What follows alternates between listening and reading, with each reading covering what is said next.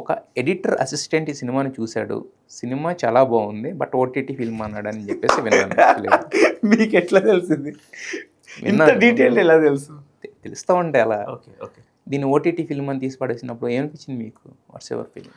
నేను కొంచెం చాలా ఏమంటారో తీసిన తర్వాత డిటాచ్డే ఉంటా. I'm open for feedbacks.